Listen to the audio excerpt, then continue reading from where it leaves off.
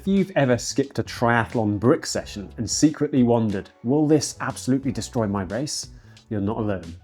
Today I'm testing that fear in the most extreme way possible by doing an Ironman 70.3 with 0 real brick workouts. I've always had a bit of a love-hate relationship with bike to run brick sessions. They're time efficient, they build confidence, and they definitely help you feel more prepared for race day. But they also mean jogging in sweaty cycling kit, or running down your street in a skin-tight tri-suit, hoping nobody notices. For anyone new to triathlon, a brick session simply means riding your bike and then immediately running afterwards. A simple example would be a 60-minute indoor ride followed by a 10-minute run to get your legs used to that jelly feeling. But after 25 years of doing this sport, I often wonder, are brick sessions truly essential? One of the core principles of endurance training is overload, and that means pushing the body harder than usual so that it adapts. Yet in many brick workouts, people end up cycling and running slower than they would in standalone sessions. So are you really stimulating improvement, or are you just making yourself tired? There's very little scientific evidence that bike to run brick sessions provide unique physiological benefits compared to well-structured, separate bike and run training. That said, most coaches still agree that they offer valuable practical benefits. So this year, partly out of curiosity, and partly because I simply didn't feel like doing them, I ran an experiment. I decided to do Ironman 70.3 Bahrain with no proper brick sessions at all.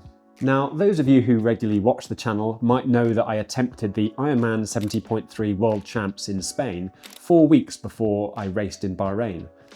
Throughout the previous 16 weeks of my training for Marbella, I had just done 2 20-minute runs off the bike. And then in the final 8 weeks of preparation before Bahrain, I did 0 brick sessions. So naturally, I felt quite worried that I'd fall apart during the run at Bahrain. But what actually happened surprised me.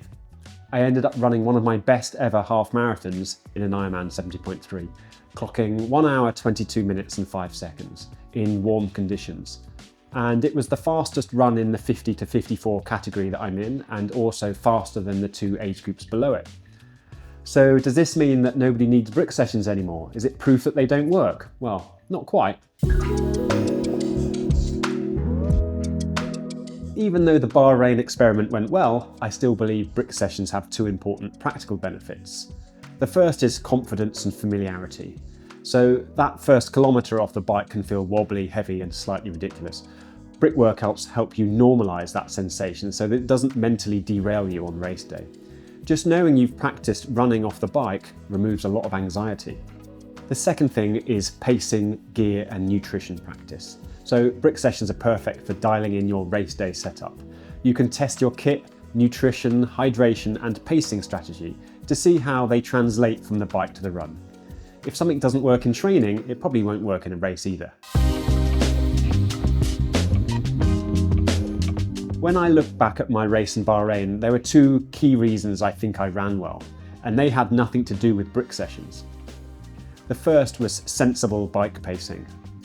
I rode at about 83% of my FTP, or functional threshold power. And for me, that's a strong but sustainable effort over 90 kilometers or 56 miles. By not burning too many matches on the bike, I preserved the energy I needed to run well. The second thing was a strong nutrition and hydration strategy. I took in 110 grams of carbohydrate per hour, plus 750 milligrams of sodium, and about 2 litres of fluid during the bike. I also carbo-loaded for 48 hours beforehand at roughly 10 grams of carbohydrate per kilogram of body weight per day. That's quite a lot of carbs, and it really made a big difference. So yes, brick sessions are useful, but they're not the only way to run strong off the bike, and they're certainly not the magic ingredient that many people think they are. My experience hasn't changed the fact that brick sessions can still offer real value. I like to keep the structure simple when I do them, so here are the 2 kinds I suggest. This is where you do your normal bike ride, so maybe a 1 hour indoor session or up to a 2 hour endurance ride outside. And then you would hop off and run for 10 to 20 minutes, with the first 5 minutes at your target race pace. So the goal here isn't to smash some big session, it's just to familiarise yourself with that wobbly legs transition feeling. This session is a slightly scaled down version of race day. So let's just say you were training for an Ironman 70.3. You might do a 2-hour ride followed by a 1-hour run with some sections at race pace. These kinds of workouts take longer to recover from, so you wouldn't want to be doing them regularly or every day, but they are excellent for nutrition testing, pacing validation, and overall confidence. These are the same types of brick workouts that I build into my online triathlon plans. They're simple, effective, and come with quick coach support if you ever need help. And if you want to take the guesswork out of your training, do check out the link in the description or visit myprocoach.net to learn more. So that's what happened when I did an Ironman 70.3 with almost no brick training. Let me know in the comments if you've ever tried something similar or you'd like to share your own experiences of brick training. And if you found the video helpful, do hit like and subscribe to the channel, and please check out the video or playlist on screen right now. Thanks for watching, and I'll see you next time.